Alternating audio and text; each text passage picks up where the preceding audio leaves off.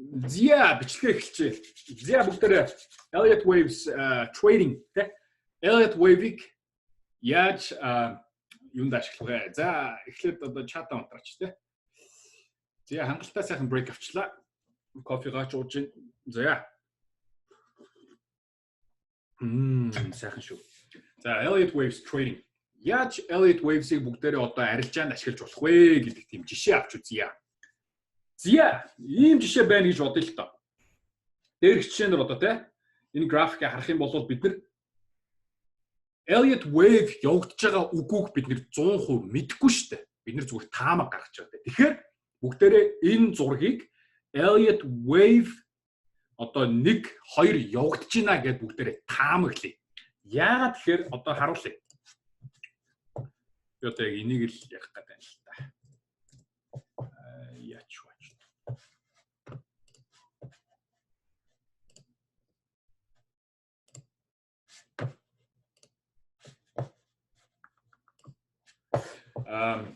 Би энийг л ярих гэдэг юм л та залуусаа. За одоо жишээ нь те бүгдээрээ одоо энд байлаа л гэж бодъё л та. Энд байлаа л гэж бодъё. Ингээ зах зээл одоо ингээд нэг юм range хийгээд ямар ч чиглэлгүй байжгаад ингээд нэг чиглэл гаргаад хөдөллөө гэж бодъё. Тэгэхэд бүгдээрээ энийг бол үнэхээр Elliott Wave явагдаад байгаа мó үгүй мó гэдгийг нь бол бид нар мэдэхгүй шүү дээ. Зүгээр л ямар ч үсэн зах зээл чиглэл гаргаад хөдөллөө, жоохон correction хийлээ. Тэгэхээр бүгдээрээ энийг Elliott Wave байж магадгүй юм байна гэсэн одоо таамаг дэвшүүлээ те. За энэ таамаг нь бол одоо бидний слайд дээр харагдаж байна. За Elliott Wave явж байгаа, Wave 2 ирж байгаа гэж бүгдээрээ таамаглая. За тэгээд таамаглахдаа бид нар хоёр дүрмийг баримтлана те. Эхний дүрм юу? Wave 2, Wave 1-ээс доошоо орж болохгүй. Хэрвээ энэ үнэхээр Elliott Wave мөн юм бол энэ хоёрдугаарын засвар хизээж энэ Elliott Wave-ийн энэ нэгийн одоо эхэлсэн зэгээс доошоо орохгүй тийм. Энээс доошоо орохгүй. За мөн Elliott Wave 2 нь бид нэр Fibonacci дээр одоо тогтдог гэж бол бид нар бас мэдсэн шүү дээ тийм. Fibonacci дээр тогтдог. Тэгэхээр энэ хэрвээ бид нар үнэхээр Elliott Wave 1 2 байна гэж таамаглаж байгаа юм бол за энэ Elliott Wave нь хаана очиод зогсох нь вэ гэдгийг бид нар яаж олох вэ? Fibonacci-гаар олно тийм. Тэгэхээр бүгдээрээ энэ swing low, swing high дээр Fibonacci татаад үзье. Янгэр swing low-оос swing high хүртэл энэ wave 1 дээр Fibonacci татаад үзсэн чинь яасан байх нь? Яг Fibonacci 38.2 дээр сая ямар сонио хоолой гарч байна. Яг Fibonacci 38.2 дээр support аваад өсөж байлаа гэж бодъё. Support аваад өсөж илоо. За яг одоо ийм дүр зураг харагдах юм бол энэ ерөөсөө л одоо тэнгэрээс унаад ирсэн бэлэг аятай л одоо харагдчих шүү дээ. Энэ бол үнэхээр өндөр магадaltaй арилжаа болно. Тийм учраас бид нар яг ингээд одоо ингээд харсан чинь. За одоо ингээд энэ дээр ингээд зурчих. За бид нар одоо ингээд Fibonacci-га гаргаж ирээд swing low-оос swing high зурсан чинь яг 38.2 дээр инжигнэд байж байна. Тэ? Яг 38.2-оос support аваад өсөж байна. Тэ? Зя тэгээд энэ бол маш өндөр магадaltaй арилжаа харагдчихээн л та. За тэгэнгүүт бид нар чи яадаг вэ? Бид нар чи хашир гарууд учраас давхар баталгаа авдаг те. Бид нар давхар баталгаа авдаг. Бид нар давхар баталгаа авахын тулд яах вэ? За ядаж магтыг залхаад үзье л те. Ядаж магтыг залхаад үзье те.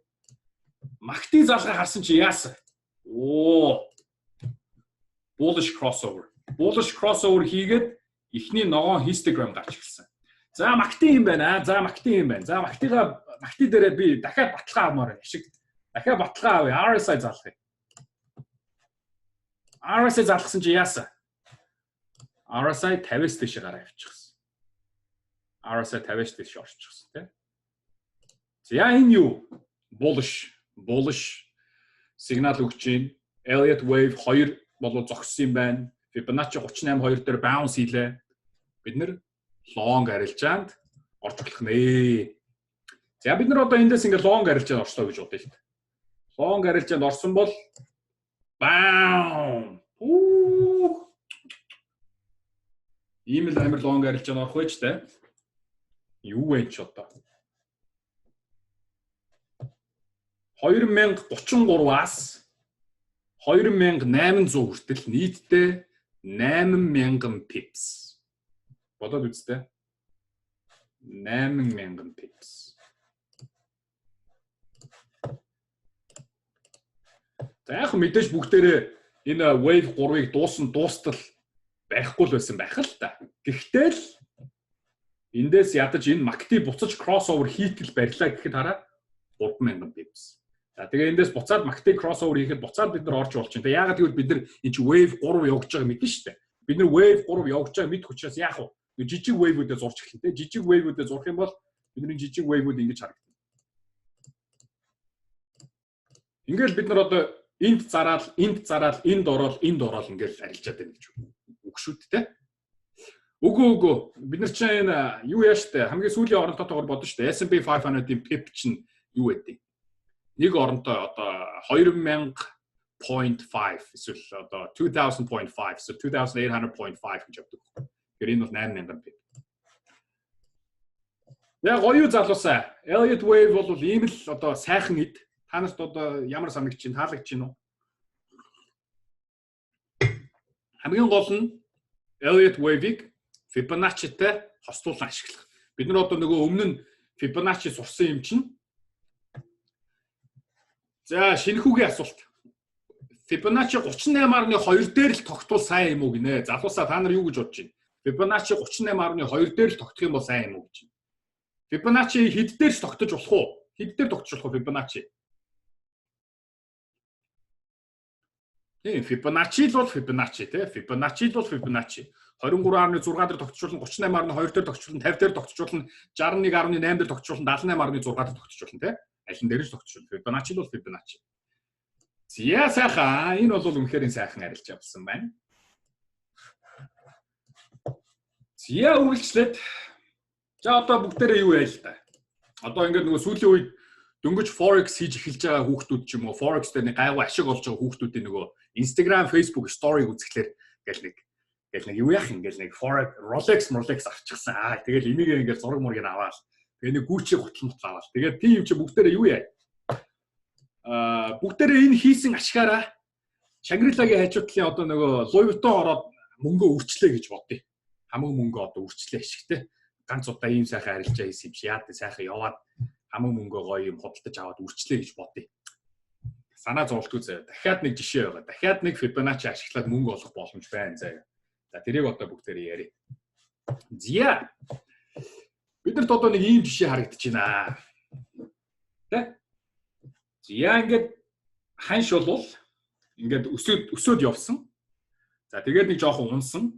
Энийг бол бид нар үнэхээр Fibonacci юу байх вэ?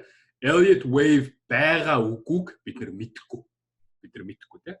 Elliott wave явагдаад байгаа ч юм уу үгүй ч юм уу бид нар ерөөсөө мэдэхгүй. Зүгээр ямар ч л байсан бид нар таамаг гаргаж. За энэ wave 1 яваад байгаа юм биш үү? Энэ wave 2 яваад байгаа юм биш үү? Хэрвээ wave 2 явагдаж байгаа юм бол wave 2 хаана зогсох бол ямар ч л байсан wave 1 болвол биш ээ wave 2 болвол wave 1-ийн доошоо орж болохгүй. Тэгэхээр одоо яах нь вэ? Хэрвээ үнэхээр Fibonacci болвол хэрвээ үнэхээр Elliott wave явагдаж байгаа юм бол Fibonacci дээр ирээд тогтох ёстой гэдгийг л бид нар мэднэ шүү дээ.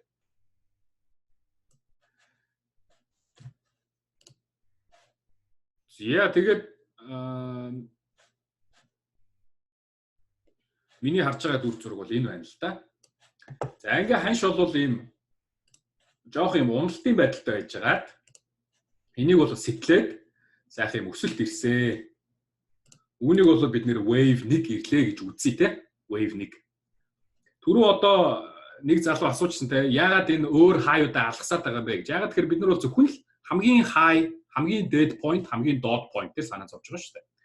За тэгээд энд одоо wave 2 явлаа гэж үзье. Тэгээ одоо бүгдээрээ энэ Wave 2 одоо яг иймэрхүү байдалтай л одоо харагчлаа гэж бодъё л та. Wave 2 нь одоо бид нар хаана зогсох юм болоо гэд мэдэхгүй байжлаа гэж бодъё. Тэгээ ямар ч хэсэн Fibonacci дээр зогсож магадгүй.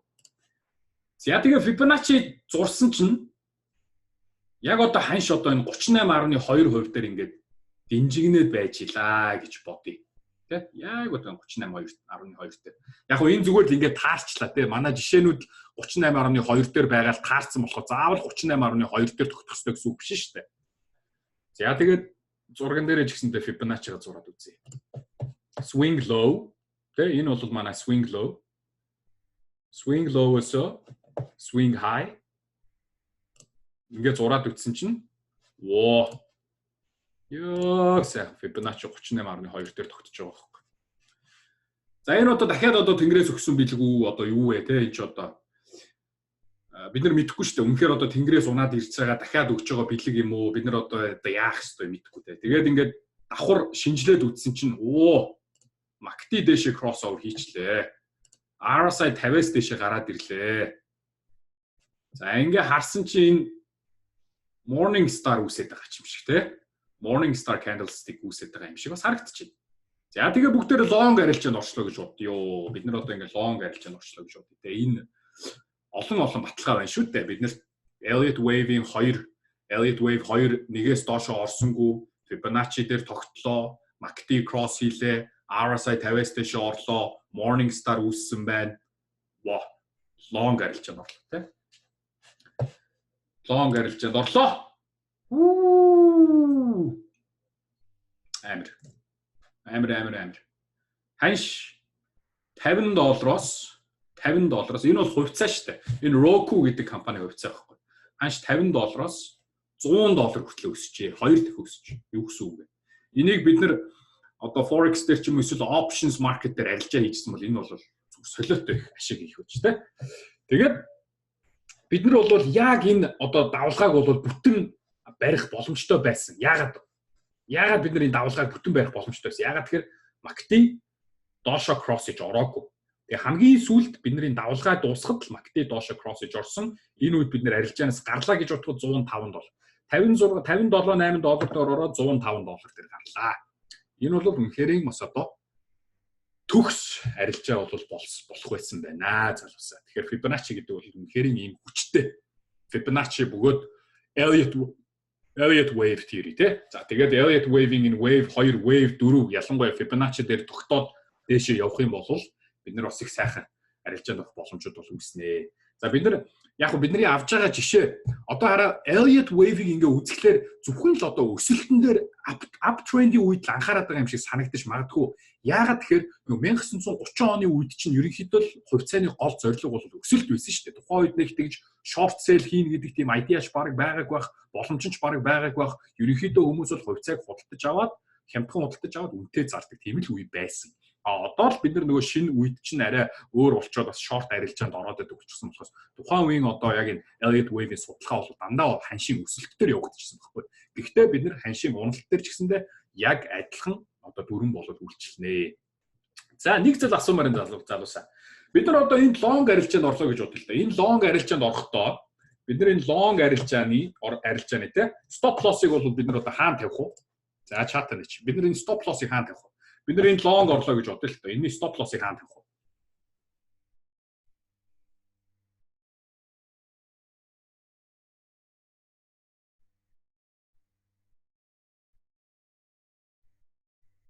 За зүйтэй. Бидэрт бол хоёр сонголт байгаа тий. Бидэрт бол хоёр сонголт байгаа. Хамгийн нэгдүгээр сонголт нь юу вэ? Дараагийн Fibonacci level-ийн доор stop loss-о тавих тий. Гэхдээ бид нар энэ арилжаанд орохдоо бидний гол гаргасан шийдвэр бол Elliott Wave үнэн гэж үзэж байгаа шүү дээ. Бидний одоо theory буюу тий бидний hypothesis бидний одоо гаргаж байгаа санал одоо болвол Wave in the Elliott Wave theory үнэн гэж үзэж байгаа. Тэгэхээр Elliott Wave theory үнэн байхын тулд Wave 2 хизээч Wave 1-ээс доошо орохгүй. Тэгэхээр бид нар аль болох Wave 1-ийн доор stop loss тавих юм байна тий. Бид нар бол та нар ингээд хэрвээ анзаарч байвал бидний арай нэг тийм энэ бол урт хугацааны арилжаагаар ярьж шүү бас. Тэгээ бас магадгүй орж байгаа position ч гэсэндээ бас арай бага байх хэрэгтэй баг тий. Тэгээ бид нэр Elliott wave 1-ийн доор орчуулна. За нэг бол бид нар юу гэдэг тал арилж байгаа тий. Талыг нь Fibonacci 50-аас доор тавиад талыг нь энэ Elliott wave 1 эхэлсэн цэгээс одоо доошоо тавьж болчих тий. Тийм болохоор биднэрт бол ийм stop loss тавих юм өөрөөр сонголт ус байх нэ. За Elliott waves бол ерөнхийдөө бол ийм байна. Үүнээс хойш түүнээс цааш та нар өөрсдөө бас сайхан Elliott waves-ийн талаар судалгаа хийгээрэй. Олон одоо Elliott waves-ийг тайлбарлсан YouTube видео болон одоо бичвэрүүд бол байдаг. Та нар хэрвээ англи хэл гайгүй бол уншаарай. За мөн миний бодлоор нэг Elliott wave гэдэг нэг монгол залуус YouTube дээр видеогээ тавьсан байж санагдчих хэрвээ би худлаа яриаг бол тэ. За манай залуус Elliott wave дажгүй юу? Elliott wave таалагдчих байна.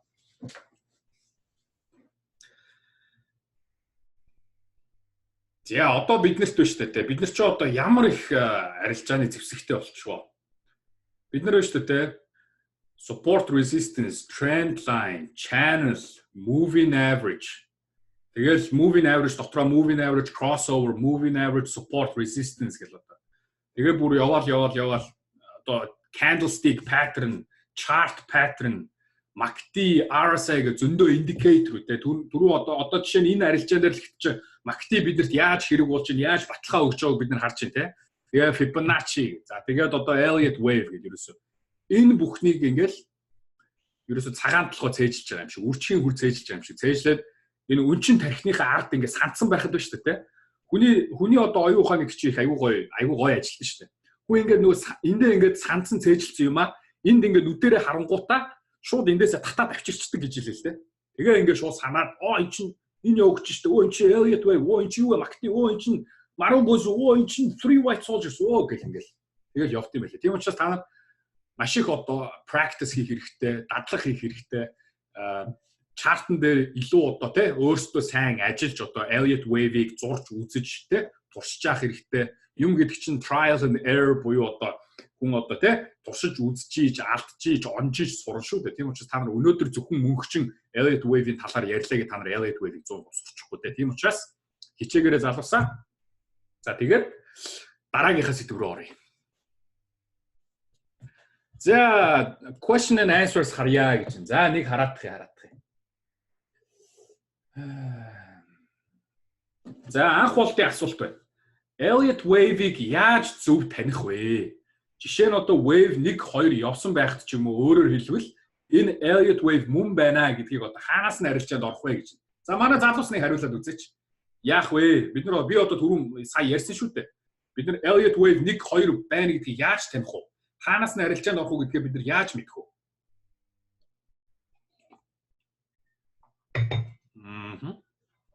Яг зөв 3 4-өө дагна. Бат Эрдэнэ би чамд 10 од өглөө. 10 star, 10 star заяа. Яг зөв 3 4-өө дагна. 3 4-өө дагна. Бид нар байна шүү дээ. Үнэхээр энэ Elliott wave явагдаад байгаа юм уу үгүй юу гэдгийг бид нар 100% баталгаатай мэдэхгүй шүү дээ. Мэдэхгүй те. Тийм учраас бид нар таамаг дэвшүүлж байгаа те. Hypothesis гэж ярьдаг да одоо шинжлэх ухаанд бол те үүнийг бол таамаг дэвшүүлэх. Шинжлэх ухаанд ямарваа нэгэн зүйлийг батлахын тулд эхлээд бид нар чинь нэг таамаг дэвшүүлдэг те. Хэрвээ таамаг дэвшүүлэхгүй бол тэрний төлөө судлаад ч хэрэг байхгүй байдаг шүү дээ. Тийм учраас эхлээд таамаг дэвшүүлнэ. Бидний дэвшүүлэх таамаг юу байх вэ гэхээр за энэ wave 1, wave 2 юм биш үү гэд таамагаа дэвшүүлчихэд тэгэнгүүтээ нөгөө 3 4-өө бид нар санах хэрэгтэй те. За хэрвээ энэ үнэхээр Elliott wave 1 юм бол Elliott wave 2 нь Elliott wave 1-ээс доошоо орчлохгүй. Хэрвээ энэ үнэхээр Elliott wave 3 байх юм бол энэ Elliott wave 3 нь хамгийн богинохон wave байж болохгүй тэ. За хэрвээ энэ Elliott wave 4 байх юм бол энэ Elliott wave 4 нь Elliott wave 1-ийн талбар руу орж болохгүй.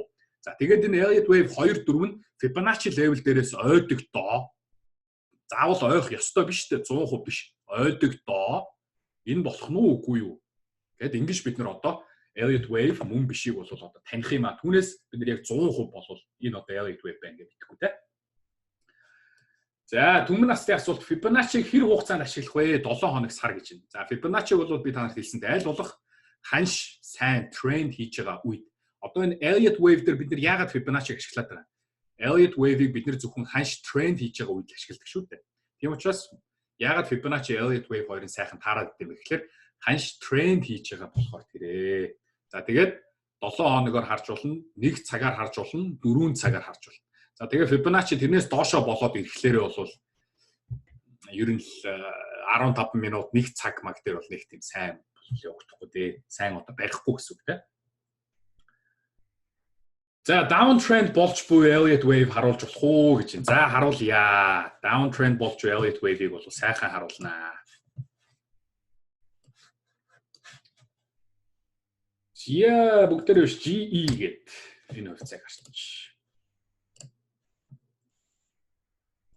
За энэ хувьцаа бол өөрхөдөө уг нь эн чин цагтаа бол бас хамгийн одоо тэргүүлэх хувьцаануудын л нэг байлаа тий. Тэгээ одоо унаж яа. За энэ дэр downtrending Elliott wave-ийг харуулъя. За downtrending Elliott wave яах вэ? Хамгийн ихний impulse буюу түлхэлтийн wave нь уналтын wave байж таарна тий. За wave 1, wave 2,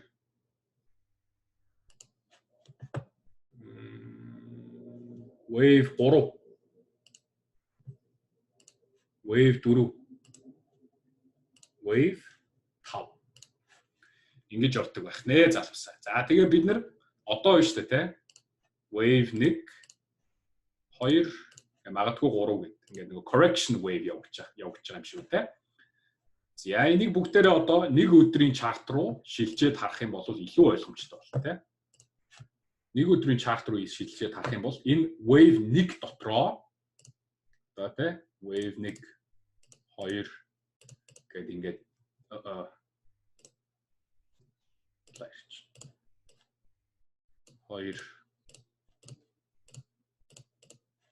2 ингээ явчих тий.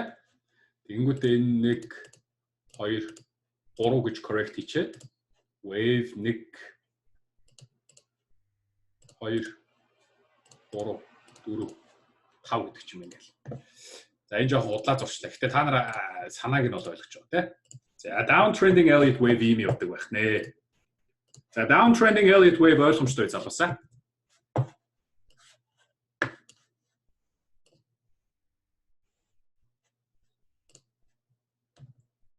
За. Таны сая хэлсэнчлэн хэр хугацаа зарцуулах арилжаа болох вэ гэж. За одоо жишээ нь би түрүүн S&P 500-ыг бол те 1-7 хоногийн чарт гарч ирсэн учраас нэг candlestick болон 7 хоногийг одоо заан шүү дээ. Тийм учраас тэр бол нэлээд урт хугацааны арилжаа болно. За түрүүний одоо Roku гэдэг хувьцаан дээр бол те нэг өдрийн чарт байсан учраас энэ нь бол бас нэг за нэгээс 2 сарын арилжаа болдог ч юм те. Тэгэхээр нөгөө ашиглаж байгаа чартаас шалтгаалаад болох нэ.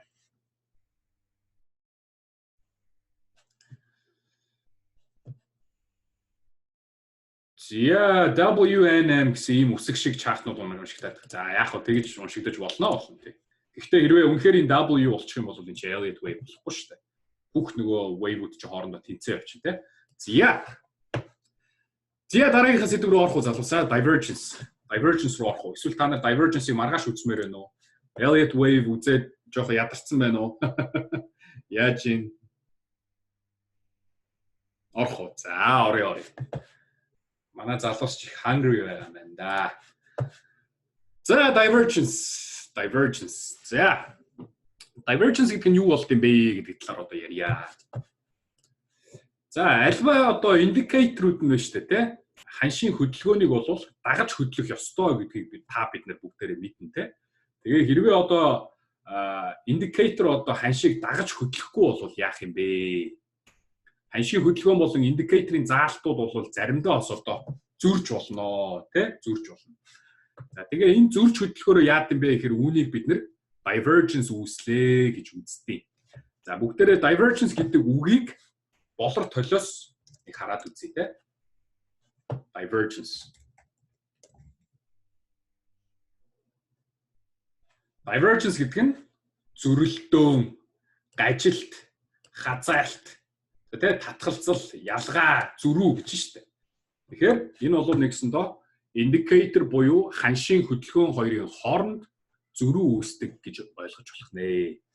За ханш хэрвээ одоо higher high хийх юм бол одоо өмнөх одоо тэр индикатор ч гэсэндээ дагаж higher high хийж явах ёстой.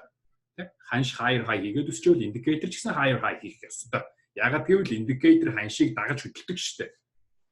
Харин ханш higher high хийхэд индикатор higher high хийхгүй lower high хийх юм бол үнийг divergence үүслэе гэж үздэг. Одоо зөрүү үүслээ, хазаалт үүслээ, тэ. За ханш мөн одоо адилхан одоо lower low хийж яхад бол индикатор ч гэсэндээ мөн адилхан одоо дагаж хөдөлж lower low хийж явах ёстой. Хэрвээ индикатор lower low хийхгүйгээр higher low хийх юм бол үнийг мөн адил бас divergence үүслэе гэж үздэг. Divergence нь ерөөсөө юуг заад юм бэ гэхээр ханшийн эргэлт хөдөлгөөн ирэх гэж байна. Наана одоо инээч гэсэн байгаа боловч цаана худлаа байна шүү. Наад чад харагдж байгаа price movement буюу ханшийн хөдөлгөөн чинь худлаа шүү. Наад чи унах гээд байна шүү. Наа чи өсөх гээд байна шүү гэсэн тийм одоо зүй заалтыг бол биднэрт бол хэлж өгч идэгөө. За тэгээд divergence-ийг ашиглаж одоо арилжаанд ороход бол ихэнхдээ бол ерөөсөө яг гоё бас төгс одоо маш сайхан цэг дээрээс бол арилжаанд орох тийм боломжууд бүрдээд байдаг. Бид нар одоо long арилжаанд орох юм бол одоо хамгийн боломжит доод цэгээс бол арилжаанд орох боломжийг divergence гаргаж өгдөг. За бид нар short арилжаанд орох юм бол хамгийн боломжит одоо дээд цэгийг бол зааж өгч идэгөө. За хэдий тийм боловч divergence нь харагдах нь бол маш ховор, үзэгдэх нь бол их ховор байдаг. Тиймээс одоо заавал divergence байхгүй байгаа үед те divergence байлгах гад хичээгээд байх. Ингээ хараад байх бол хэрэг байхгүй. Үнэхээр нүдэнд чинь тусч харагдчих байвал divergence байна л гэж харагдана. За тэгээд divergence-ийг олохын тулд бол бид нэр ханшийн хөдөлгөөнтэй энэ хөдөлгөөнийг бол одоо доор байгаа индикатортэй харьцуулж хардаг. Одоо индикатор нь бол MACD ч байж болно, RSI ч байж болно, stochastic ч байж болно те 9 шидийн индикатор аль нэгэн индикатортэй л одоо тулгаж харьцуулж харна гэсэн үг шүү. За тэгээд ханш дээшээ бол индикатор дээшээ байх ёстой. Хэрвээ одоо индикатор ханш доошоо байх юм бол индикатор доошоо зааж явах ёстой. Эсрэг зааж явах юм бол divergence үүснэ. Нэг ёсондоо одоо ханш одоо наана инээж байгаа боловч одоо те цаана өөр үзүүлээд шүү л гэдгийг бас хэлээд байна те. За тэгээд divergence-ийг бол хоёр ангилдаг. Divergence-ийг хоёр ангилдаг. Нэгдүгээрт нь бол regular divergence буюу зүгээр одоо энгийн одоо divergence те энэ нь юуг заах вэ гэхээр ерөөсөө ханшийн эргэлт хөдөлгөөнийг заана. За нөгөөх нь бол ямар юм байд юм бэ гэхээр hidden divergence буюу одоо нуугдчихсан байгаа divergence. Энэ бол нэг одоо нэг нууцлаг айхтар нуугдаад байдаг юм бол биш л дээ. Зүгээр ханшийн нөгөө trending дунд үүсээд trending үргэлжлэлийг зардаг учраас зүгээр hidden divergence гэж ярьдаг. Тэгээ хамгийн ихэнд бол divergence нь бол ийм гэж үүсдэг. Энийг бол bullish divergence гэж үздэг. За bullish divergence нь бол ерөнхийдөө downtrending буюу одоо ханш үргэлжилсэн уналтын бол дараа үүсдэг. Тэгээд энэ divergence нь одоо үүсэх юм бол ханшийн одоо эргэлт хөдөлгөөн болон өсөлтийн тренд удахгүй эрхийн одоо тохио болтгоо. За хэрэг одоо ханштай үргэлжлэн унаж агаад lower low буюу lower low өмнө нь үүссэн одоо доод цэгээс илүү доогуур доод цэг үүсгээд байхад одоо индикатор чинь бас л одоо lower low үүсгэх ёстой шүү дээ. Гэтэл индикатор lower low үүсгэхгүй higher low үүсгэх юм бол энийг бид нэр regular bullish divergence гэж үздэг. Regular bullish divergence буюу ханш одоо эргэлт хөдөлгөөн хийгээд uptrend эхлэх гэж байна гэж үздэг. За тий ханшид одоо удахгүй эргэлт хөдөлгөөн ирнэ. Хэрвээ ханш одоо дахиад одоо доошо унах ч юм уу те lower low хийхэд үнэхээр одоо индикатор нь баган унахгүй байх юм бол бид нэр buy хийж одоо long арилжаанд орж болно. За тэгээ ингэж regular bullish divergence үүсгэх нь бол одоо юу хэлээд байгаа юм бэ гэхлээр миний хөө бити наад ханш чинь унаа дуусчихжээ. За ёо. Наа divergence цаагуурч нөгөө том гарууд чинь наад ханшны хөдөлгөөнд чинь мэддэхгүйгээр юм хийгээд байна. Наад чи өсөх гээд шүү л одоо гэсэн тийм дохио гэж бол би бол хувьдаа ойлгодог. Тэгэхээр regular bullish divergence lower low ханшин дээр lower low индикатор дээр higher low байх юм бол ханш одоо өсөхнэ гэж үздэг. За divergence юу болоод байгааг ойлгож байна залуусаа. Divergence гэж миний юу яриад ойлгомжтой та нарт. Indicator ханшийн одоо нөгөө үйл хөдлөл хоёрын хоорондын зөрүү гэсэн үг шүү дээ. Бүх индикатор адил үзүүлэх үү гэж байна. Ерөнхийдөө яг уу бид нэр MACD, RSI, stochastic хоёрыг бол түлхүү divergence-ээр ашигладаг юм аа. MACD, RSI, stochastic заяа. За үргэлжлээд за bullish divergence алтан дээр үүсэж байна гэж байна. За илүү хараадах юм. Алтан дээр bullish divergence үүсэж байна гэж. Зя харъя. Ханш яасан? Higher high хийсэн. Охоо, тийм ш. Энд чи ямар амар divergence үүссэн юм бэ? Сайн байна залуусаа. Үнэхээр сайхан олж харсан байна. Одоо хараа ханш higher high, тэ? Higher high хийхэд яа, манай залуус гэрхаа байш шүү, мундаг байш шүү нэр. Ханш higher high хийхэд MACD яасан? MACD бүр higher ийм амар higher low гэдэг таах, тэ? Тэгснэ RSI яасан? Higher low хийчих. Зя тэгэхээр энэ алт чинь бол юу унах гээд байгаа юм биш үү дээ гэдэг зүй тогтлыг бол биднэрт өгөөд байгаа юм байна. Гэдгийг бол биднэрт хэлээд байгаа юм. Үүнийг бид нар юу гэх вэ? Үүнийг бид нар regular bearish divergence буюу ханш унах гээд байгаа юм байна шүү. За ханшийн уналтыг бид нар юугаар батлах вэ? Хэрвээ ханш одоо энэ нэг Elliott wave ч ороод ирчих ш тараа.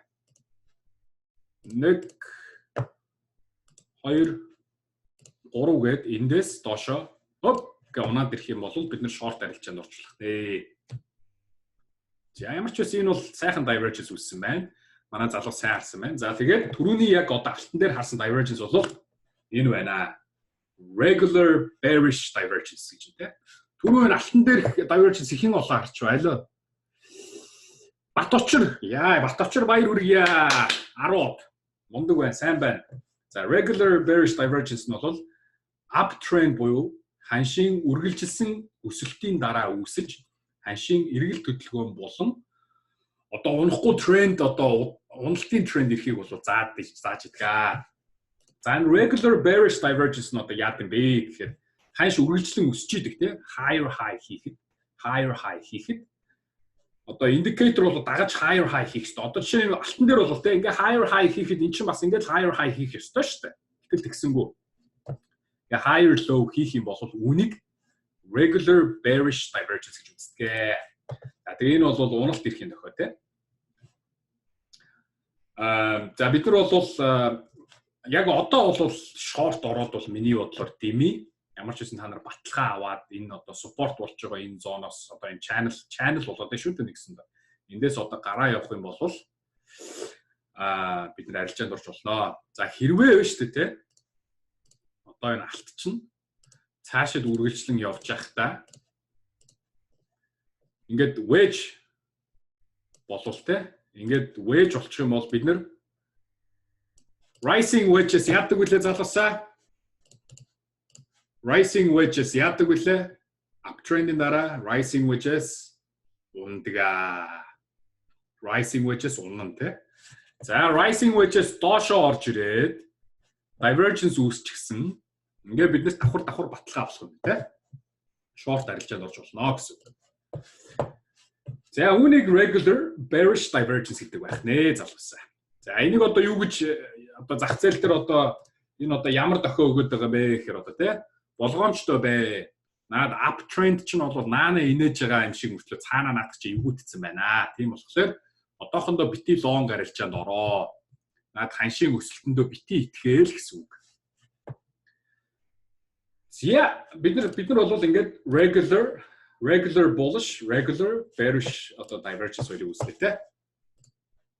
Ойлгомжтой залуусаа regular divergence бол ийм байх нэ. Bullish болон bearish. Regular bullish divergence нь яат юм бэ гэхээр ханш lower low хийхэд indicator lower high хийх юм бол bullish divergence.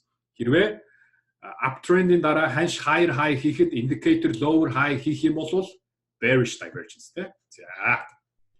Яа үргэлжлээд hidden divergence буюу одоо нууцлаг divergence руу оръё. За энэ нууцлаг divergence жоохон толгой иргмээр болох учраас та нар маш анхааралтай сонсороо заяа.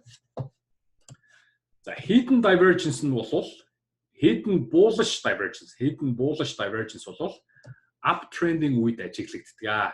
За бид нэр hidden divergence-ийг бол нэг тийм амар нуугдаад харахад хэцүү гэсэн үг биш шүү дээ. Зүгээр trending дунд үргэлжлээд тренд цаашаа үргэлжлэхийг заадаг. Одоо жишээ нь тренд засвар хөдөлгөөн хийхэд одоо жишээ нь энэ divergence харагдаж болно те.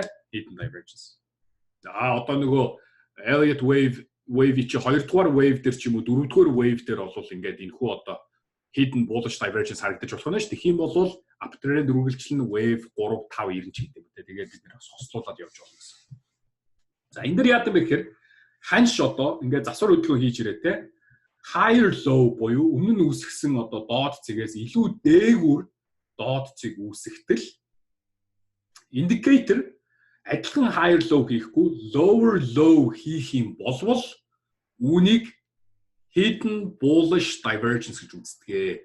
Та нар зөв сонссон шүү. Lower low. За бид нар regular bullish divergence дээр юу гэж үзсэн?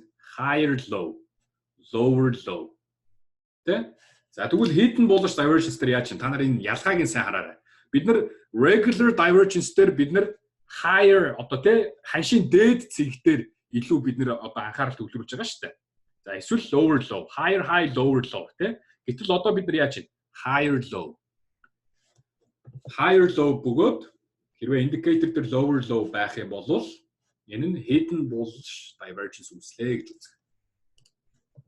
За ийм тохиолдолд харагдах юм бол одоо ханш үргэлжлэн өсөх буюу uptrend үргэлжлэхийн тохиол болдгоо.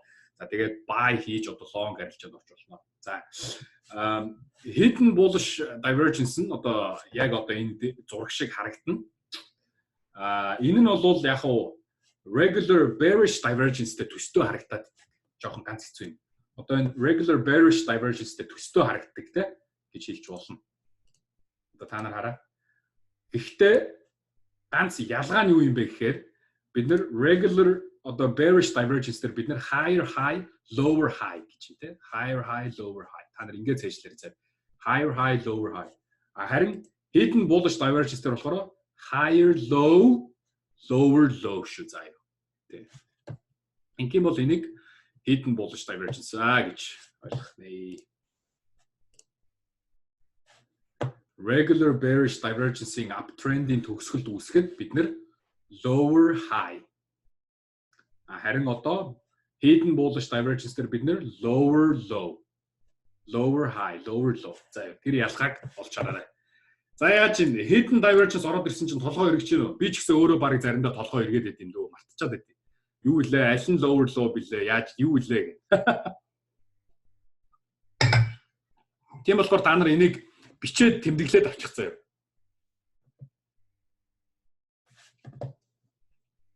Одоо хараа. За би та нарт одоо ялгааг нь харуулъя л да. Та нар ялгааг нь ингээ олоод орчих. Одоо энэ байна те. Юу ч хавсаа. Юу болчих. За одоо энэ regular bearish divergence дээр бид нар яах вэ? Ханш higher high хийхэд энэ ч бол uptrend-ийн төгсгөлд үүсэж байгаа шүү дээ. Энэ хоёр divergence хоёулаа uptrend-ийн үед үүснэ. Энэ regular bearish divergence нь uptrend дуусхийг заа.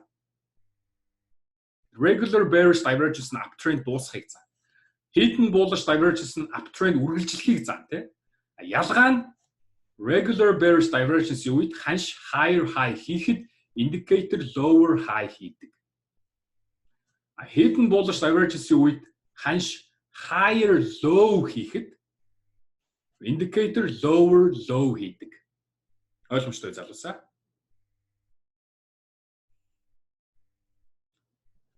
Тийм үү, ямар сони.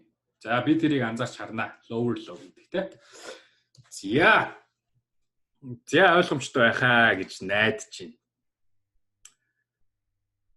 Та нар хэрвээ жоохон толгойч эргээд байх юм бол номоо хараарай заа. Номонд ч яг сайхан ойлгомжтой байраа. За номонд ч сайхан ойлгомжтой. Та нар өөрсдөө бас энийг гаргаад авсан ч болно шүү дээ. Принтерлээд авсан ч болно те. За мэдээж hidden bullish divergence байгаа юм чинь bearish divergence байх нь ойлгомжтой. За hidden bearish divergence нь downtrending үед ажиглагддаг. Тэгээд хэрвээ одоо ханш та нар одоо яг гой толгойд эргэж байгаа. Би бүр яг мэдчихэе. Би бас анх харчаад юу гэж гайхчихсан. За ямар ч үс ингээс сонсцоо. Ханш lower high хийхэд indicator higher high хийх юм болвол энэ нь уналт үргэлжлэхийг заанаа. Hidden bearish divergence. Regular bullish divergence-тэй адилхан. Одоо хоёулаа downtrending үед үүснэ. Гэхдээ ялгаа нь юу? Ялгаа нь юу? Hidden bearish divergence ханш lower high хийж ин тэ lower high хийгээд унаж явна. Тэгэхэд indicator higher high хийж ин. Bullish regular divergence болохоор ханш lower low хийхэд indicator higher low хийж ин. Энэ хоёрын ялгааг та нар олж хараарай. Тэ? Хоёулаа downtrending үед үүснэ. Regular bullish divergence нь downtrend одоо төгсөөд ирэхийг заана. Hidden bearish divergence нь downtrend үргэлжлэхийг заана. За тэгээд hidden bearish divergence бол одоо доорх зураг шиг одоо ингэж харагдана те. Тэгээд ханш одоо үргэлжлэн унах буюу downtrend үргэлжлэх тохиол болно. Бид нар бол ийм divergence харах юм бол short арилж байна. За тэгээд бид нар одоо regular bullish divergence-тэй төстөө харагдаж болох талаар ярьсан. Хоёулаа downtrend-д үүснэ. Ялгаа нь юу? Regular bullish divergence нь downtrend-ийн төгсгөлд үүсэх бөгөөд indicator үзүүлэлт higher low. Indicator үзүүлэлт higher low шүү. Higher low бид нар доод цэг дээр анхаарч байгаа тийм. Гэтэл hidden bearish divergence дээр бид нар higher high дээд цэг дээр анхаарлаа хандуулж байна тийм.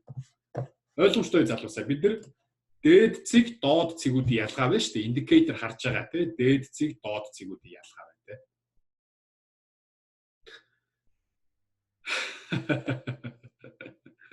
За та нар номоо хараад номоо сайн дахин уншаад ингээ яах юм бол ялгааг нь олоод харчин заа. Ялгааг нь олоод харчин заа. За тэгээд яг уу hidden divergence нь бол trend continuation буюу одоо явагдаж байгаа тренд үргэлжлэхийг заана. За regular divergence бол trend reversal буюу одоо трендийн төгсгөл болон ханшийн эргэлт хөдөлгөөнийг бол заадаг гэдгийг бид сайн санах хэрэгтэй.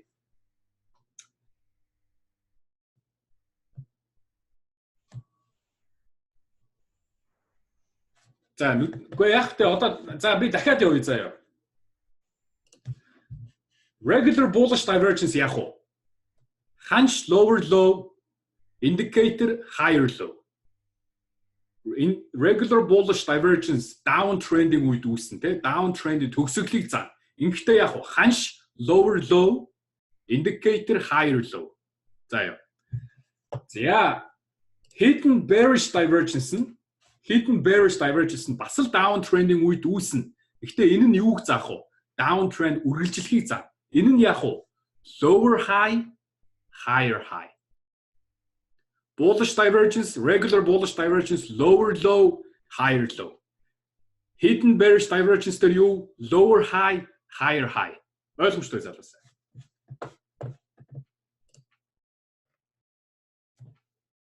Тэгээд hidden divergence нь засварын үед үүсдэг, тийм?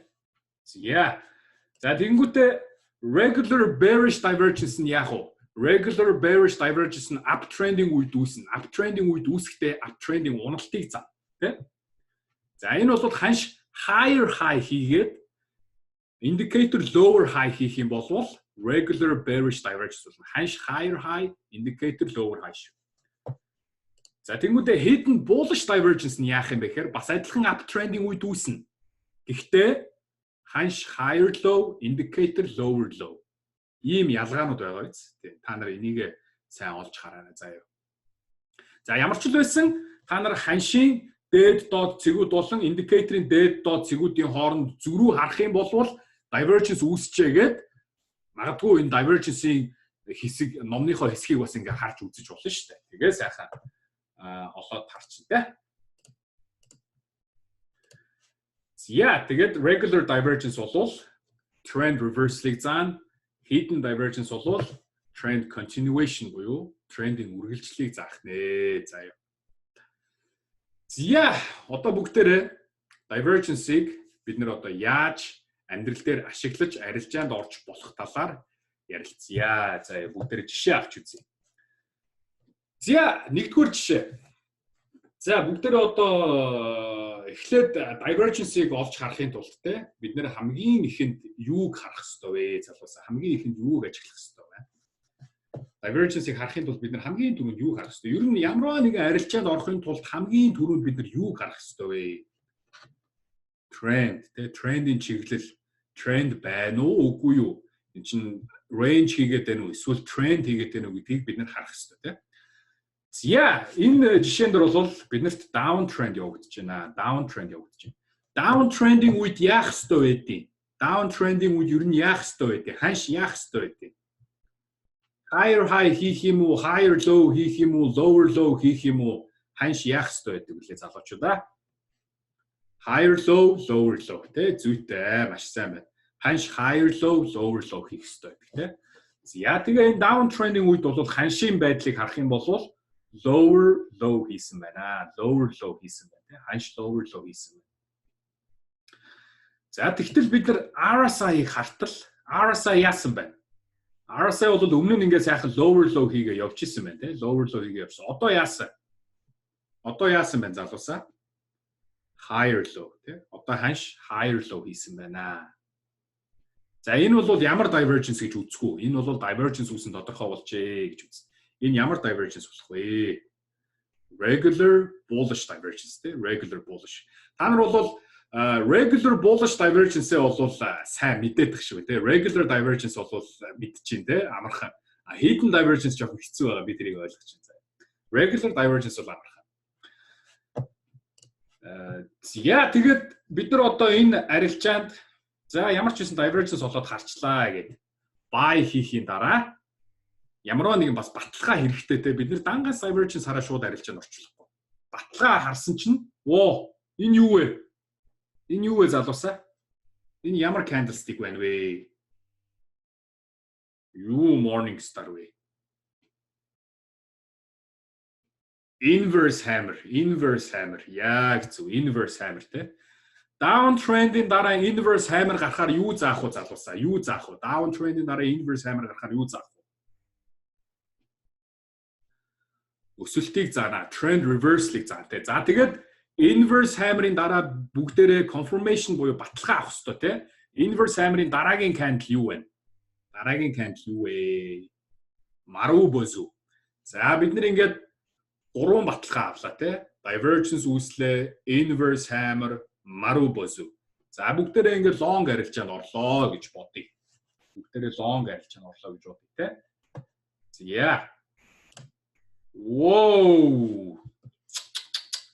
Long арилжаанд орсон болвол ийм сайхан өсөлтийг унаж одоо сайхан ашиг хийх байжээ. За ингээ ханш болвол энэ divergence батлагдсны дараа болвол divergence-ээс гарч өсөхдөө болвол маш сайхан өссөн байна. Энэ бол үнэхээр хаалт бол гайхалтай харагдаж байгаа гэж найдаж чинь. Тэгээд энэ бол үнэхээр одоо биднэрт бол $1000 ашиг өгөх арилжааны боломж байсан харагдаж байна.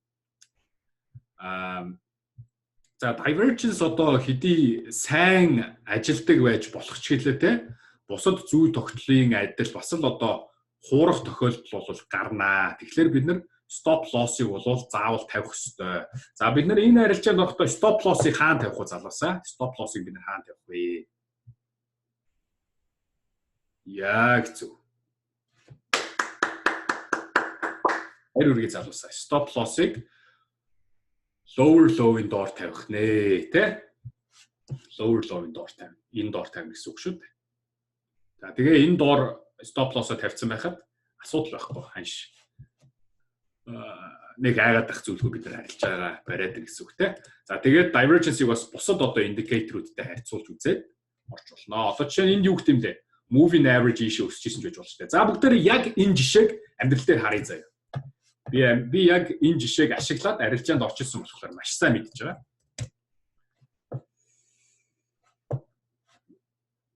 За яг амьдрал дээр гарсан жишээ энэ бол Facebook-ийн хувьцаа. Facebook-ийн хувьцаа бол ерөөсөө $220 амар хүчтэй уналт хийгээд ороод ирсэн.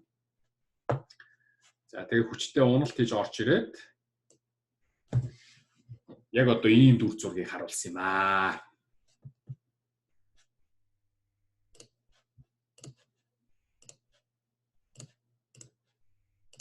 За ханш ингээ унаж ирж байгаа те lower low хийлээ, inverse hammer гарлаа, дараагийн Marubozu гарлаа, энд яасан байна? Бид нэр давхар баталгаа авъя те, дахиад нэг давхар баталгаа авчи, энд яасан байна залуусаа? Энд яасан бэ? Тэшигээ bullish crossover хийсэн те. За тэгээд бас нэг moving average тавиад үзье л та зүгээр л бас юм бид нар moving average-аас ойр юун дээр ашигласангүй те. За moving average тавиад үзсэн. Moving average яасан? За энэ 9 moving average арай л ойрхон байх шиг байна. Бүгдээрээ 20 moving average тавиад үзсэн. За moving average яасан? Ханш доошоо унаж явахдаа moving average нь доор явж исэн те. Гэтэл divergence үүсээд MACD cross игээд RSI divergence гараад inverse hammer үүсээд Marubozu үүсээд ингээд ханш moving average-ийнхаа дээр гараад тэгээд down trend-ийг эвдлээд дээшээ явчихсан байна те. Бидэрт одоо энэ арилжаан дээр хідэн баталгаа байна залуусаа. Хідэн баталгаа. Энэ бол өстой бүр тоомгүй олон баталгаа болж штэ. Энэ бол нэр үнэхэрийн одоо long арилжаанд орхоос өөр аргагүй баталгаа болж байна.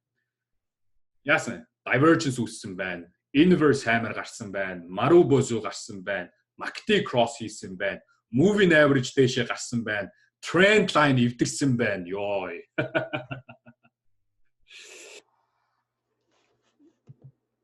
Тийм заах Fibonacci одоо ингээд 6-гийн 6 юу авч яхад чинь confirmation авч яхад бид нэр Fibonacci хийхэд одоо яах вэ? За тэгээд дахиад нөгөө moving average crossover болсон байна уугүй бүгдээрээ нэг харъя те.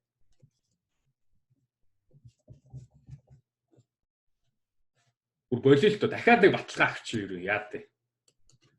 Дахиад нэг баталгаа авчи. Нэг л итгэж өгөхгүй байна. Ой. За энд тэгсэн чи юу болсон? Дахиад нэг баталгаа авчи юу нэг л итгэж өгөхгүй байна. Энд юу болсон задуусаа? Энд юу болсон? Moving average crossover. Тэ moving average crossover. За энэ бол хангалттай одоо long арилжаанд орох үжээ. За бид нар энд нэг чухал асуулт орж ирсэн шүү. Энэ чухал асуултыг та нарт харуулъя. Long арилжаанд орохдоо таргета хэр өгөх вэ гэж. За та нар юу гэж бодож байна залуусаа? Таргета бид нар юу гэж өгөх юм шиг байна. Таргета бид нар яаж өгөх вэ? Long арилжааны target profit target-ыг бид нар хаана тавих вэ? Бид нар stop loss-оо бол inverse hammer-ын доор тавьсан байгаа шүү дээ. За зүйтэй Fibonacci extension зурж болж чинь өмнөх resistance-аар авч болж чинь те. За өмнөх resistance бол одоо хаана үүссэн байх нь? Өмнө нь бол биднэрт энд resistance байгаа шүү дээ. Тэ? Энэ resistance-аар бол бид ашгаа хэмжиж анхны одоо profit target нэгдүгээр одоо profit target-а хэмжиж болж исэн байна. За эсвэл одоо бид нар Fibonacci extension зурж болж чинь те. Зөндөө. За би бол яад юм бэ гэхээр хамгийн анх MACD миний одоо profit target яадаг вэ гэхээр хамгийн анх MACD доошо crossover хийгээд орж ирэх юм бол би бол энэ long арилжаанаас гардгаа. MACD доошо ингээ crossover хийж орж ирэл би long арилжаанаас гардгаа. Тэгэхээр миний хувьд бол яг л мөн энэ resistance level-аас адилхан таарч байгаа. Та нар анзаарч байгаа тийм. Yeah.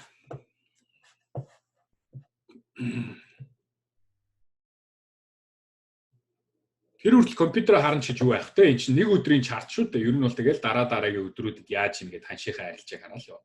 Түүнээс та нар ч одоо 10 хэдэн хоногийн турш компьютероо хараа суuna гэж байхгүйс.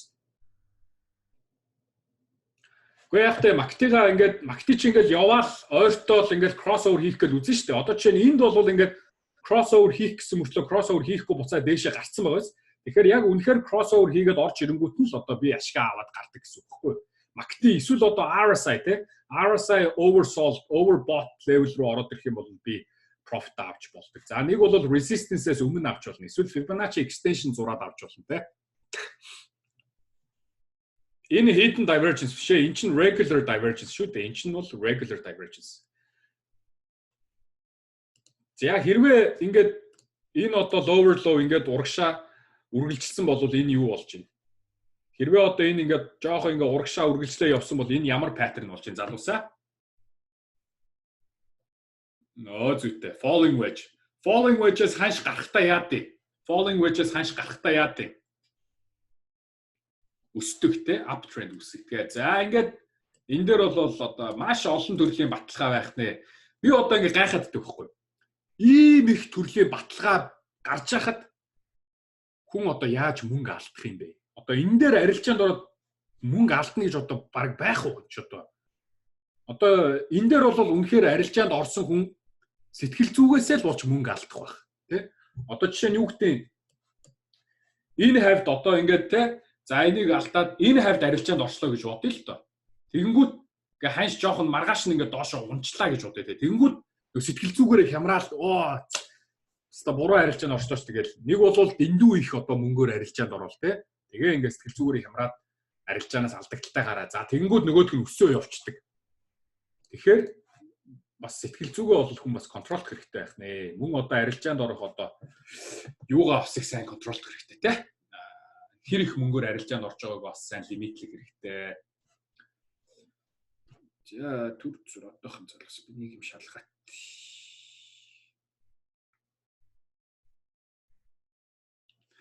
За дараагийн жишээнд оръё. Энэ жишээ их сайхан ойлгомжтой байсан байх гэж найдаж байна. Саяны жишээ гоё юу залуусаа? Та нар таалагдсан уу?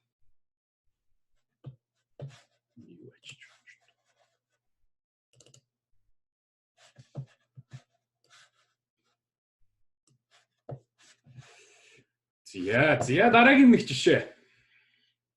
За хоёр дахь жишээ. Энэ бол hidden та нарын одоо толгой эргээд байдаг нөгөө hidden bearish divergence жишээ байгаа заяа. Hidden divergence.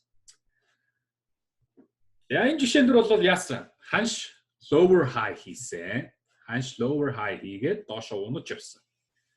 Ханш lower high хийгээд доошоо унаж явсан чинь stochastic яасан. Stochastic higher high хийсэн. Stochastic higher high хийгээд ханш lower high хийсэн. Энэ их ноотоо харагдаж байгаа юм тийм. За ханш lower high хийхэд одоо бид нар ингээл энийг олоо харчлаа гэж бодлоо. Энийг олж харангуудаа за энэ ямар ч байсныг divergence байна. Ямар divergence вэ гэдгийг одоо би гэлс ингээд нөгөө юунаас хараат тий дэвтэрнээс хараат гэж та нар ингээд яваад харах юм бол энэ дөрмөө та нар бичсэн ба шүү. Ханш lower high, indicator higher high энэ бол hidden bearish divergence. Hidden bearish divergence тий. За hidden bearish divergence дээр яа вэ? Ханш үргэлжлэн унах болно гэж заадаг тий. Ханш үргэлжлэн унах. За тэгээд бүгдээрээ sell хийхийн өмнө байна шүү дээ тий. Sell хийгээд short орохын өмнө бол нэг сайхан баталгаа авчий гэдэг ингээд candlestick pattern харсан чинь яг ханш lower high хийхдээ яасан байна. Энэ юу болсон бэ залуусаа? Энэ юу болсон бэ? Энэ ямар candlestick pattern болчихоо? Power тий.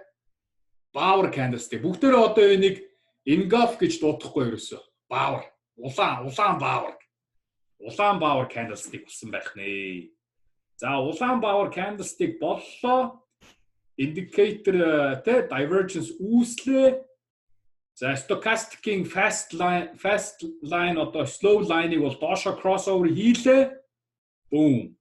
Бид нэр short арилжаанд орж болох нэ. Зя ингээд short арилжаанд орсон бол бид нэр stop loss-ыг хаана тавих вэ? Stop loss-ыг хаана тавих вэ залуусаа? Stop loss-ыг хаана тавих вэ?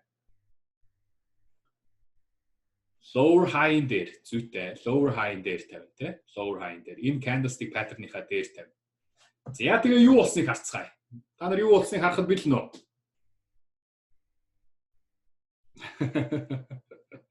Ядаргаатай тэ зүгээр үзүүлчихдэггүй.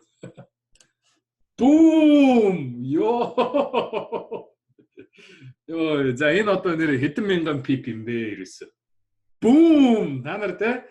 Та нар одоо гоё сурцсан байж яадгийг. Boom! Энэ нэрээ яаж унаад байгаа юм бэ одоо тэ? Ямар гоё уналт вэ?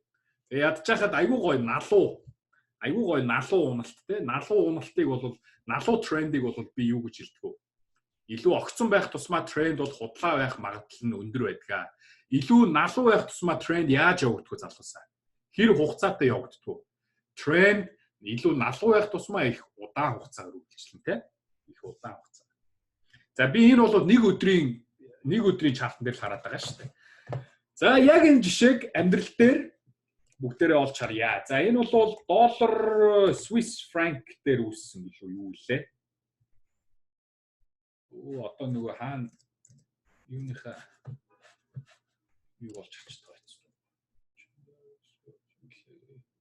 Тэгээ доллар Swiss franc дээр үүссэн юм аа. Би энийг бол сайн санаж байна. За яг энэ жишээг одоо бүгдээрээ амьдрал дээр олоод харъя те.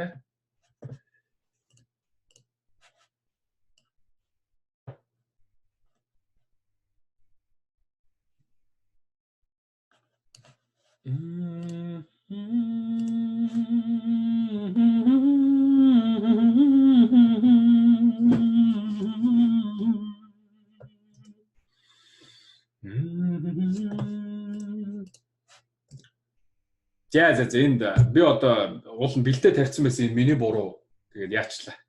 Алга болох ч шалбалаа.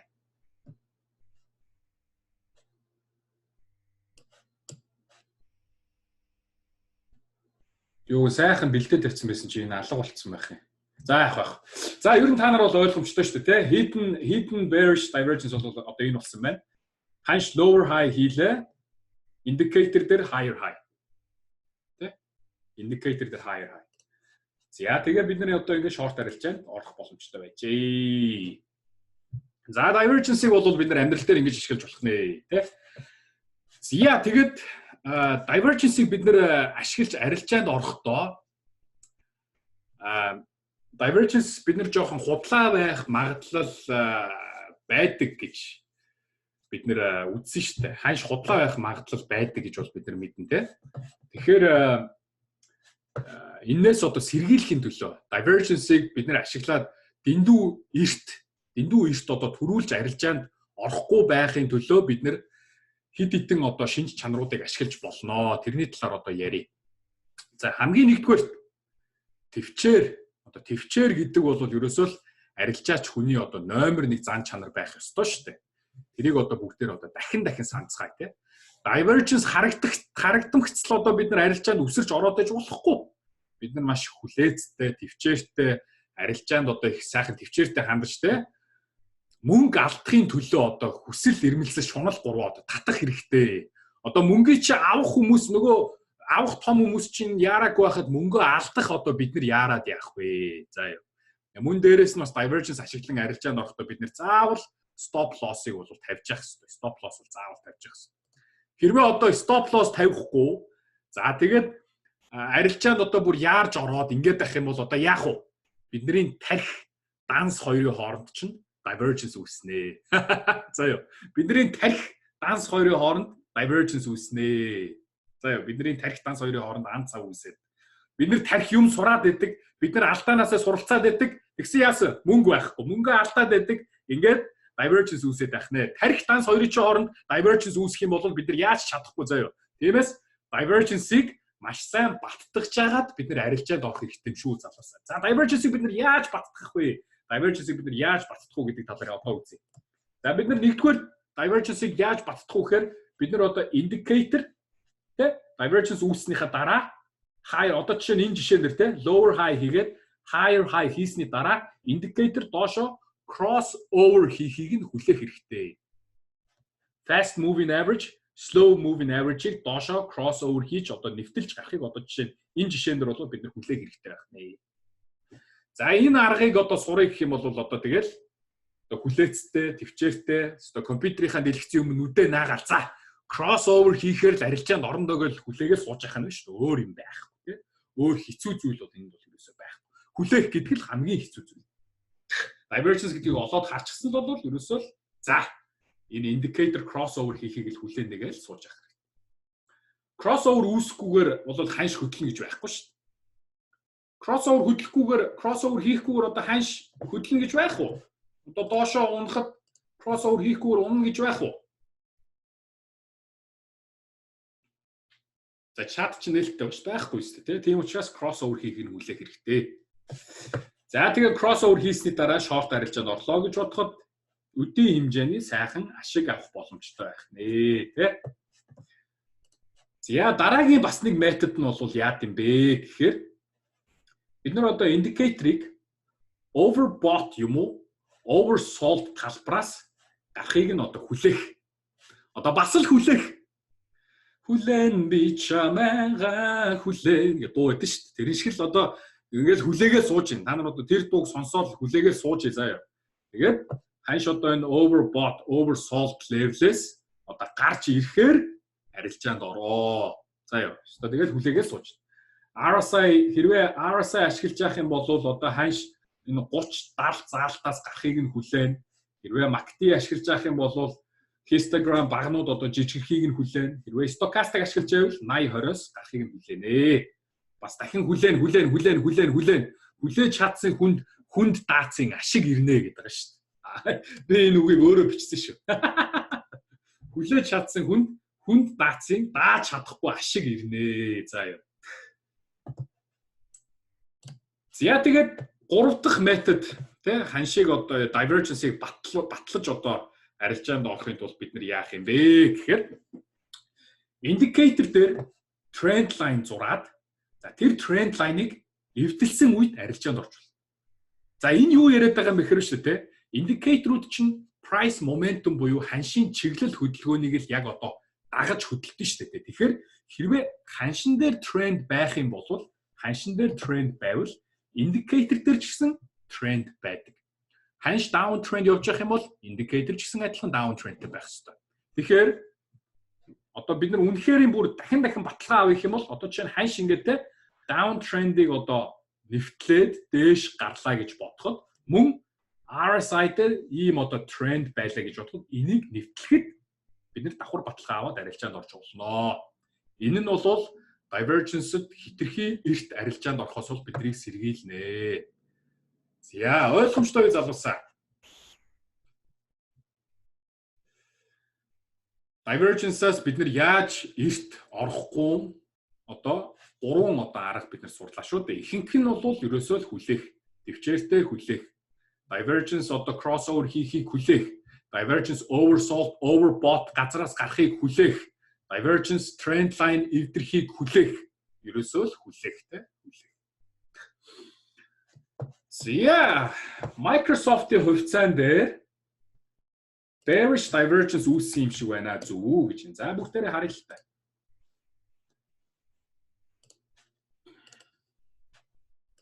За stochastic бүсдэгч. Өөхөө зүйтэй. Та нар маш зүг харж байна. Одоо энэ хараад энэ чи хаа сайгуул divergence үүсээд байгаа юм шүү ч одоо. Хараа. За higher high, lower high. Microsoft-ийн хувьцаан дээр divergence үүсчээ. Энэ бол ямар divergence? Энэ ямар divergence вэ залуусаа? Энэ ямар divergence вэ? Энэ ямар divergence вэ? Regular bearish divergence. За бүгдээрээ энэ одоо divergence-ийн арилжаанд орё гэж бодох юм бол бид нэр хизээ одоо divergence арилжаанд орж болох вэ? Хизээ divergence арилжаанд орж болох вэ?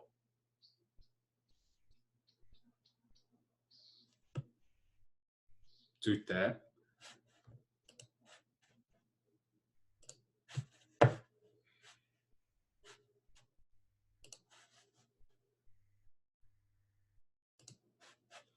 За нэгдүгээрт бол яах вэ? Stochastic дээшээ гараад буцаж crossover хийгээд унах юм бол бид нэр short арилжаанд орж байна. За хоёрдугаарт яах вэ? Хэрвээ ханш энэ uptrend line-ыг доош задлахад stochastic муу ялгаагүй те энэ trend line-а доош задлах юм бол бид short арилжаанд орж байна те. Их мэдчлэг. Зя юм байх нэ. За мөн одоо divergence-ийг ашиглах хэд хэдэн дүрмүүд байгаа. Тэрийг одоо бүгдээрээ суръя те. Хэдэн дүрм байгаа. Гялс бүгдээрээ энэ талаар үзээ явчих. За divergence үүсгэхийн тулд ханш дараах хөдөлгөөнүүдээс заавал нэгийг нь хийх ёстой. Higher high, lower low, эсвэл одоо double top, эсвэл double bottom гэж те. Бид нар энэ ханшнуудаас бол заавал нэгийг хийх ёстой. Эсвэл одоо те бас higher low, эсвэл одоо lower low. За тэгээд мөн одоо higher low, lower high гэх тэ. Тэр нөгөө хөдөлгөөнүүдээс хийх ёстой. Түүнээс бол зүгээр range хийгээл ингээл range хийгээл байж байгаа үед бол divergence-ийг авч үзэхгүй. За мөн одоо ханшиг trend хийж байгаа үед бол divergence-ийг ашиглах хэрэгтэй. За тэгээд trend зураас болон dead dot цэгүүдийг холбохдоо divergence-ийн цэгүүдийг холбохдоо тэ бид нар higher high, lower low, double top, double bottom одоо гэсэн одоо энэ хөдөлгөөнүүдийнхаа нэг нь хэрвээ үүссэн гэж үзэж байгаа бол холбосон зураасуудыг зөв зурх хэрэгтэй. Тэ? Бид нар хэрвээ одоо ханшин дээр бид нар higher high харж байгаа бол бид нар бас л одоо indicator дээр higher high-ыг харах хэрэгтэй. Хэрвээ higher high байхгүй, higher low үүсэх юм бол divergence үүслэе гэж авч үзэн шүү. За 3 дугаарт бол одоо eyes on the price буюу одоо нүдээ зөв газараа байлгах хэрэгтэй. Юуг харж байгаагаа ойлгож авах хэрэгтэй, тийм. Ханшин дээрх dead dot цэгүүдийг харж байгаа бол тэр dead dot цэгүүдийг харах хэрэгтэй. Түүнээс одоо бусад зүйлд бол анхаарал тавих шаардлагатай. За тэгээд ханшин дээр зурсан зураас индикатор дээр яг мөн адил одоо таарч явах ёстой. Ханшин дээр дээд цэгүүдийг холбосон бол индикатор дээр ч мөн ялгаагүй дээд цэгүүдийг холбох ёстой тийм. Ханшин дээр higher high холбосон бол индикатор дээр higher high холбоно. Ханшин дээр одоо lower high холбосон бол индикатор дээр бас л одоо lower high холбож гэдэг юм тийм. Ингээд бид үзэх хэрэгтэй байх нэ. За мөн одоо энэ одоо ханш индикатор хоёрын хоорондыг харьцуулж байгаа нь бол босоогоор таарж явах хэрэгтэй. Босоогоор таарна гэдэг нь юу гэсэн үг юм бэ гэхээр ханш одоо энд бид нар одоо жишээ нь те бид нар энд lower high одоо те бид нар энэ одоо дээд цэгийг энэ дээд цэгтэй холбож байгаа юм бол мөн л ялгаагүй индикатор дээр ч гэсэндээ энэ дээд цэгийг энэ одоо харалтаа дээд цэгтэйгээд ингээд босоогоор таарж явах хэрэгтэй гэсэн үг. За тэгээд хэрвээ одоо галт тэрийг аль хэдийнэ хөдлөөд явчихсан бол дараагийн галт тэрийг ирэхийг хүлээх хэрэгтэй. Divergence үүсээд ханш аль хэдийнэ хөдлөөд баригдахгүй явчихсан бол заавал одоо бид нар тэр арилжаараа орох гэдэг шаардлагатай тийм. Үнэхээр одоо хурдтай хөдлөөд явж байгаа галт тэрэг рүү хүн өсөрч орох гэж үзэх юм бол одоо амь өрссөн зүйл болно шүү дээ. За тэгээд divergence-ийг харахтаа бол аль болох том зургаар харж байгаа хэрэгтэй. Том зургаар. 7 хоног эхлээд дараа нь 1 өдөр. Миний хамгийн их divergence олж хардаг одоо time frame бол 1 өдрийн chart байдаг. Тэгэхээр та нар ч гэсэн ялгаагүй 1 өдрийн chart-н дээр divergence-ийг сайн олж харж байгаа хэрэгтэй. За тэгээд одоо divergence ашиглан арилжаанд орохдоо дээрх дүрмүүдийг одоо баримталж чадах юм бол бид нэр олон одоо пипний $1000 ашиг хийх юм аа. За хэрвээ одоо ямар ч одоо дүрмгүй арилжаанд орох гэж байгаа бол одоо юу хэлэхээр дээ дүрмгүй арилжаанд орох гэж байгаа бол баг одоо казинод одоо шарик шийдсэнтэй бол ялгаа байхгүй. Тэр нь ч баг арай илүү магадaltaй тусах байх. Ягаад гэвэл казинод ороод рулет тоглоход нэг 48% хожих одоо chance байдаг бол хувьцааны зах зээл та нар 10% хожих chanceтай шүү дээ. Тийм учраас дүрм журам гэдэг зүйлсийг бол маш сайн баримтлах хэрэгтэй. Та нар хэрвээ анзаарч байгаа бол шүү дээ бид нар бүх зүй тогтол бүх юмн дээр дандаа дүрм журам байгаа биз. Support resistance дээр дүрм журамтай, trend line дээр дүрм журамтай, channel дүрм журамтай, moving average дүрмтэй, candlestick дүрмтэй, chart pattern дүрмтэй, Elliott wave pattern дүрмтэй, Fibonacci дүрмтэй, divergence дүрмтэй, бүх зүйл дүрм журамтай. Бүх зүйлийн дүрм журмыг маш сайн санаж биелүүлж явах хэрэгтэй. Тэгэх юм бол бид нар бол одоо үнэхээр өндөр магадaltaй арилжаанд орох боломжтой болох юм аа. За өнөөдрийн хичээл энэ хүрээд өндөрлөлөө. Өнөөдрийн хичээл их гоё ирч хүчтэй, их гоё жишээтэй, их сайхан хичээл болж өнгөрлөө гэж бодож байна. Өчигдрийн хичээл дээр бүгдээрээ chart patterns гэдэг те бас их сайхан зүйлс үзсэн. Өнөөдөр ч гэсэн их сайхан зүйлс үзлээ. Маргааш ч гэсэн их сайхан зүйлс үзэх болно. Өдөр ч гэсэн сайхныг үзнэ гэдэг.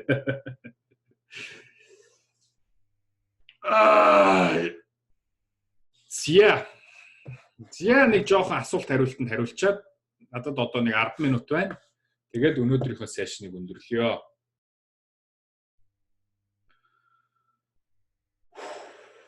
Зя Tesla дээр нэг өдрийн ханш дээр divergence үүсэж байгаа юм шүү гэж. За харъя.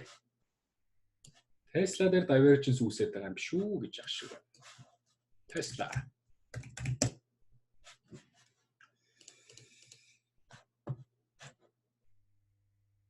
За Tesla дээр бол rising wedge үүсэж байгаа байх шиг харагдаж байна те. За divergence-ийг харах юм бол ерөөсөө ингээл нэг 3 юугаа ингээл залгаал харчих хэрэгтэй. За Tesla дээр divergence за нэг сүйдтэй divergence алга та. Higher high хийсэн. Stochastic higher high хийж байна. За RSI ч гэсэндээ higher high хийгээ явж байна. За яг хөө MACD дээр higher low хийж байгаа юм шиг боловч гэхдээ энэ бол нэг одоо тий 3 индикатор харьцуулаад үзэхэд MACD бол тэгээ энэ higher low хийж байгаа нэг тийм сүйдтэй бас higher low биш байна тий. Тэгэхээр нэг тэгж divergence гэж бодоод нэг сүйд тавьж үзэх гүнэ. За S&P 500 дээр Elliott Wave-ийн 2 дугаар юу явагдаад тэгээ 4 цаг дээр divergence үүсэх юм шүү гэж хэлсэн. Тэрийг олж харъя.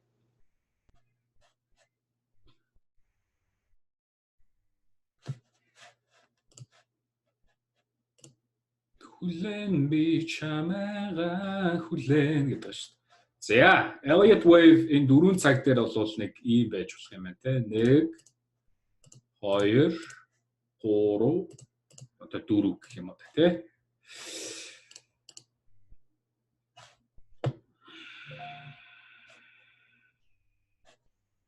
Divergence higher high higher high. За S&P 500 дээр бол нэг divergence олж харахгүй байна. Divergence бол бас нэг айгүй ойлгомжтой байх ёстой шүү дээ. Одоо жишээ нь бүгдээрээ ингээд энэ lower high хийхэд яасан байна? Адилхан lower high хийсэн байна тий. Ялгаагүй lower high хийжээ.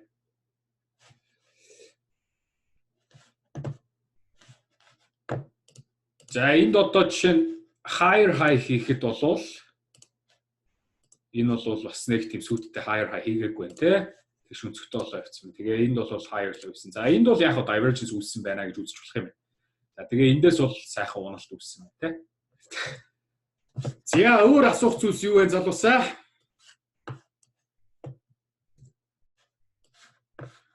Санийхыг hidden болонд ч divergence үзэхгүй мүү гэж байна.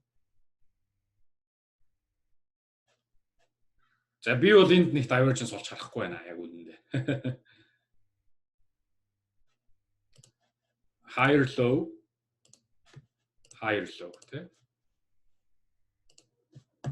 Higher low. Биш lower high. Lower high, lower high, lower high. За Swiss franc Японы нэг цаг дээр гинэ.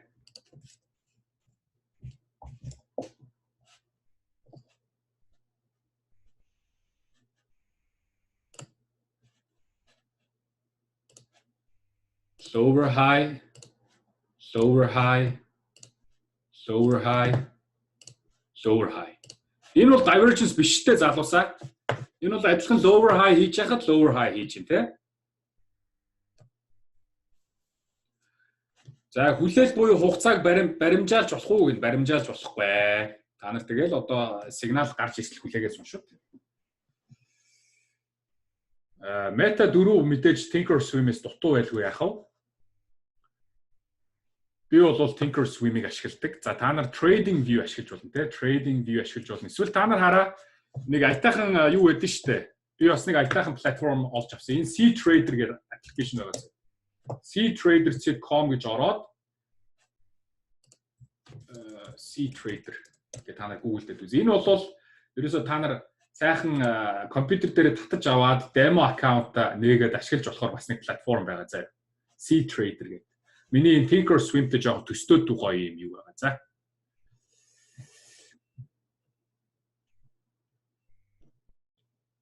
C-Trader. Та нар энийг бас ашиглаад үзээрэй. За өнөөдрийн хичээл энэ үрээд өндөрлөлөө. Яг тийм сүйдтэй бас тийм хэрэгцээтэй асуулт хариулт олж чадахгүй байна.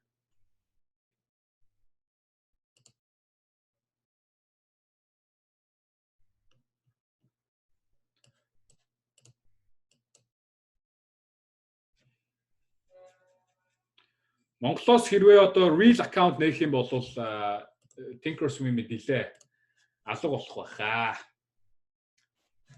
За би арилжаар орохгүй бол энэ одоо юу болоо явчих да. За манай залуус өнөөдрийн хичээл сайхан байсан байх гэж найдаж байна.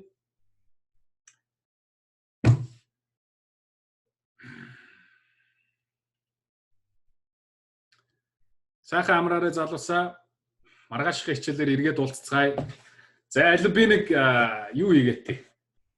Story хийгээтэй. Манай залуус өнөөдөр ямар байсан талаар бүгдээрээ нэг сайхан дуу хоолойгоо хүргээрэй заяа.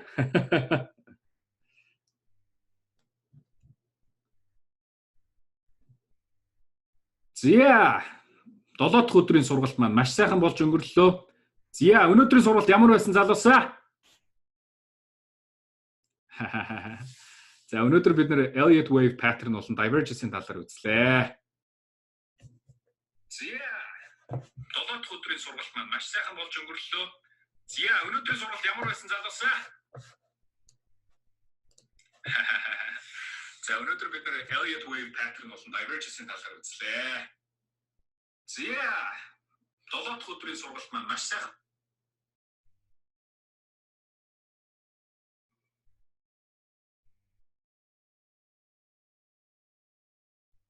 За баярлалаа залуусаа.